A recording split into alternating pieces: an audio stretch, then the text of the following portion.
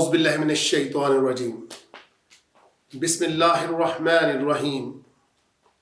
دوستو، قرآن کی آیت نمبر 50 کے ساتھ آپ کی خدمت میں حاضر ہیں۔ قرآن کا ہم سب کے اوپر حق ہے، اور وہ حق کیا ہے کہ ہم اس کو پڑھیں اور اس کو سمجھیں۔ لہٰذا ہماری یہ کوشش ہے کہ آپ قرآن کو ترجمے کے ساتھ تو پڑھیں ہی، لیکن بغیر ترجمے کے ساتھ بھی آپ کو قرآن سمجھ آنا چاہیے۔ آپ جب نماز کی حالت میں کھڑے ہوں اور امام صاحب قرآن کو پڑھ رہے ہوں تو آپ کو قرآن کی سمجھ آنی چاہیے۔ یہ نہیں کہ ہم سمن بکمن امیون پیچھے کھڑے ہیں اور ہمیں کچھ پتہ نہیں چل رہا کہ قرآن ہم سے کس طرح مخاطب ہے۔ تو اس کے لیے ہماری کوشش ہے، آپ کی 10 منٹ کی توجہ درکار ہے، اور انشاءاللہ تعالی ہم سب اس قابل ہو پائیں گے کہ ہم قرآن کو جہاں کہیں بھی پڑھا جائے گا کم از کم گرامیٹیکلی یا تھوڑی سی توجہ کے ساتھ اور تھوڑی سی کوشش کے ساتھ ہمیں یہ سمجھ آنا شروع ہو جائے۔ تو آئے شروع کرتے ہیں آیت نمبر 50۔ وَإِذْ، وہ کا مطلب اور اذ کا مطلب جب۔ فرقنا، فرق کا مطلب اردو کے اندر یہ موجود ہے لفظ، فرق کا مطلب علیحدہ کر دینا، یہاں پر مراد ہے پھاڑ دینا۔ نون الف نا آگے لگا۔ نون الف نا کا مطلب ہوتا ہے کہ ہم اللہ تعالیٰ کے لیے یہ صیغہ استعمال ہے، اللہ تعالیٰ نے اپنے لیے یہ صیغہ پسند کرتے ہیں، جمع کا صیغہ۔ نون الف نا جب بھی آ جائے، ہم آپ کو بتا چکے ہیں کہ اس کا مطلب ہوتا ہے ہم۔ جب ہم نے علیحدہ کر دیا، جب ہم نے پھاڑ دیا، کس کو؟ بحر کو۔ بحر سمندر کو کہتے ہیں، یہ اردو کا لفظ ہے۔ بحر کو ہم نے علیحدہ کر دیا، لیکن کس کے لیے؟ بکم، کم جمع کا صیغہ تمہارے لیے، بکم تمہارے لیے۔ فرقنا بکم البحر، ہم نے سمندر کو تمہارے لیے پھاڑ دیا، علیحدہ کر دیا۔ فَأَنْجَيْنَاكُمْ، انجا کا مطلب ہوتا ہے نجات دلانا۔ تھوڑے سے فرق کے ساتھ ہمارے اردو میں یہ لفظ موجود ہے، انجا۔ انجا کا مطلب نجات۔ فا اس کو خاص کرتا ہے، فَأَنْجَيْنَا، اور تمہیں نجات دلوائی، کم تمہیں جمع کا صیغہ، اور تم کو نجات دلوائی۔ وَأَغْرَقْنَا، اور ہم نے غرق کر دیا۔ غرق کا لفظ بھی اردو میں موجود ہے، وَأَغْرَقْنَا، ہم نے غرق کر دیا۔ کس کو غرق کر دیا؟ آل اولاد، یہ بھی اردو کے اندر موجود ہے۔ آل فرعون، آل فرعون کس کی اولاد کو؟ کس کے ماننے والوں کو؟ فرعون کی اولاد کو۔ وَأَنْتُمْ، اور تم، انت کا مطلب واحد، انتم کا مطلب جمع، اور تم سب، تنظرون، تا شروع میں آ گیا، تا شروع میں آ جائے تو تم کا صیغہ ہوتا ہے نظر کا مطلب ہوتا ہے دیکھنا، تنظرون، اور تم اس وقت خود دیکھ رہے تھے، مشاہدہ کر رہے تھے۔ دوستو، آپ نے اس آیت کو ملاحظہ کیا، اللہ تعالیٰ یہاں پر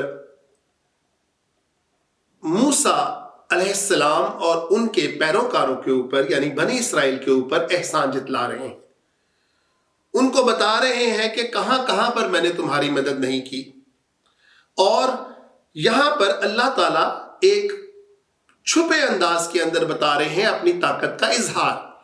دوستو، طاقت تو کسی کے پاس بھی آ جائے تو وہ ٹکتا نہیں ہے، اس کو اظہار کرنا پسند ہوتا ہے کہ میں کسی نہ کسی طرح سے اپنی طاقت کا اظہار کروں۔ ہم اپنے ارد گرد دیکھتے ہیں جو ذرا سے با اختیار لوگ ہو جاتے ہیں دوستو، تو کس طرح سے وہ اس اختیار کو شو آف کرتے پھرتے ہیں، دکھاتے پھرتے ہیں۔ اگر کسی کو اللہ تعالیٰ نے بڑی گاڑی دے دی تو اس بڑی گاڑی کے غرور کے اندر وہ کس طرح اس کو دوسرے انسانوں کو ایک حقیر سا جانور سمجھتے ہوئے کوشش کرتے ہیں کہ ان کے اوپر چڑھا ہی دے۔ یا کوئی بھی اختیار آ جاتا ہے کبھی انسان کے پاس تو اس اختیار کو استعمال کرنے میں وہ ذرا سا بھی نہیں چوکتا، اور بعض اوقات تو بہت بے رحم ہو جاتا ہے۔ مگر دوستو، اختیار کا مطلب یہ نہیں ہوتا کہ ہم اس کو بغیر سوچے سمجھے استعمال کرتے رہیں، اور یہ تو انسان کا حال ہے۔ اور اللہ کا اختیار یہ تو بے حد ہے، لامحدود ہے۔ اور اللہ اپنے لیے تکبر پسند کرتے ہیں، کیونکہ اس تکبر کے اندر کبھی بھی زیادتی نہیں ہو سکتی۔ یہ بات آپ ذہن کے اندر رکھ لیں۔ ہم انسان خطا کے پتلے ہیں، ہمارے پاس اختیار آئے گا، کہیں نہ کہیں ہم جول دکھائیں گے، کہیں نہ کہیں ہم زیادتی کریں گے، لیکن اللہ کا اختیار کبھی بھی زیادتی نہیں کرے گا۔ اور اللہ تعالیٰ کو اپنے اختیار، اپنی طاقت کے اظہار کو دکھانا بہت پسند ہے۔ جی، وہ بارہا بے شمار مقامات کے اندر، قرآن کے اندر اس کا اظہار کرتے ہیں، اور بعض اوقات جس کو ہم آج کل فزکس کہتے ہیں، اس فزکس کے اصول کے خلاف جا کر بتاتے ہیں کہ یہ تمہارا جو سطحی سا علم، جس کو تم پتہ نہیں کیا سائنس اور اس سے آگے کی پتہ نہیں، ہاں ٹھیک ہے، آپ اس کی مدد سے اللہ کے جو مظاہر قدرت ہیں ان کو سمجھنے کی کوشش کرو، لیکن وہ حتمی نہیں ہے۔ اللہ جب چاہے اس اختیارات کے ذریعے جو اس کے پاس ہے ان کو رد کر سکتا ہے۔ اب مایا جو طبیعت کا یعنی فزکس کا اصول ہے کہ اس نے بہاؤ کی طرف ہی بہنا ہے، یہ کبھی اس کے الٹ نہیں چل سکتا، لیکن اللہ نے اپنے اس طاقت کے اظہار کو بتایا کہ دیکھو میں جو چاہوں وہ کر دوں۔ پھاڑ دیا سمندر کو اور پھر اس کو دو پہاڑوں کی مانند کھڑا کر دیا۔ اب پانی کے اندر یہ اختیار نہیں تھا کہ وہ مل جاتا، کیونکہ اب اختیار چل رہا ہے اللہ کا۔ اور پھر دوستو یہ بھی ایک بات ذہن کے اندر رکھیں جو ہم اکثر بھول جاتے ہیں کہ پانی فوری طور پر اگر ادھر ادھر کر بھی دیا جائے تو اتنا گیلا اس کا سرفیس نیچے ہوتا ہے کہ وہ اتنا کیچڑ ہوتا ہے، اتنا وہ موئسچر ہوتا ہے اس کے اندر کہ چلنا محال ہوتا ہے۔ ہم یہ تو سوچ لیتے ہیں کہ پانی ادھر ادھر ہو گیا، لیکن ہم نے شاید کبھی یہ نہیں سوچا کہ جب پانی ادھر ادھر ہوگا تو نیچے سرفیس بھی تو ہوگی نا جی، جس کے اوپر چل کر موسیٰ کی قوم جو ہے وہ دوسرے کنارے کے اوپر پہنچی۔ لیکن اس اللہ کا اختیار دیکھیں، اس نے نہ صرف پانی کو پانی کی سطح سے بلند کیا بلکہ اس سطح کو بھی سکھایا ان کے لیے کہ ان کو تکلیف نہ ہو۔ یہ وہ حد ہوتی ہے، اور یہ حد کیا، یہ تو ایک اشارہ ہے، یہ تو ایک جنبش ہے جس کی مدد سے تمام مظاہر طبیعت پابند ہے اس کا کہنا ماننے کے لیے۔ کون ہے جو اس کی سرتابی جو ہے وہ اس کے خلاف جائے، جو اس کی سرتابی کرنے کی کوشش کرے؟ کوئی نہیں اس کے حکم کی سرتابی کر سکتا، کوئی اس کے حکم کے خلاف نہیں جا سکتا۔ اور اللہ جو راستہ بنا رہے ہیں وہ کن کے لیے راستہ بنا رہے ہیں، یہ بھی تو دیکھنا پڑے گا نا جی۔ راستہ فرعونیوں کے لیے نہیں بنا، بہت بڑا سبق فرعونیوں کے لیے راستہ نہیں بنا، یہ بنی اسرائیل کے لیے راستہ بنا۔ اور کیوں بنا؟ کیونکہ وہ حضرت موسیٰ علیہ السلام کی اتباع کے اندر راہ حق کے اوپر چلے۔ جب انسان راہ حق کے اوپر چلتا ہے، یہ سبق ہے کہ اللہ اس کے لیے راستے بناتا ہے۔ نہ نظر آنے والے راستے اس قدر آسانی سے بن جاتے ہیں، مشکل ترین راستے اتنے آسان ہو جاتے ہیں جس کا کوئی حساب کتاب ہی نہیں۔ اس لیے تو اللہ تعالیٰ فرماتے ہیں چل میرے راستے کے اوپر، پھر دیکھ میں تیرے ہاتھ بن جاؤں گا، میں تیرے قدم بن جاؤں گا، تو اٹھا، تو چل تو صحیح نیکی کی طرف۔ تو کیوں اپنے آپ کو اکیلا سمجھتا ہے؟ یہ انسان ہی ہے جو کبھی کبھی دل ہار جاتا ہے۔ لیکن حضرت موسیٰ علیہ السلام لے کر جب چل پڑے، اس راستے سے نکل گئے، تو اللہ تعالیٰ اس کو ایک احسان کے طور پر جتلا رہے ہیں کہ پیچھے تمہارے موسیٰ کی وہ فوج چڑھی ہوئی تھی جو کہ تمہیں قتل کرنے کے در پہ تھی۔ پہلے جو احسانات تھے وہ علیحدہ، آج اللہ تعالیٰ اس کو تخصیص کرتے ہوئے کہتے ہیں کہ تم میرے راستے پر چلے ہو تو میں تمہیں کس طرح سے اکیلا چھوڑ دوں گا۔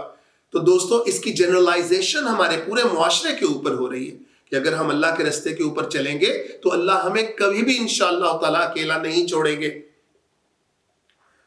اور یہ دن بھی کیا خوب دن تھا، یہ 10 محرم کا دن تھا جب ان کو نجات دی گئی، حضرت موسیٰ علیہ السلام اور ان کی قوم کو نجات دی گئی۔ یہ دن شروع سے ہی بہت بابرکت ہے، یہ شروع سے ہی ایک خاص مقام رکھتا ہے، اور اسی دن کی مناسبت سے یہود ہفتے کا روزہ رکھتے تھے، وہاں پر 10 محرم کا روزہ رکھتے تھے۔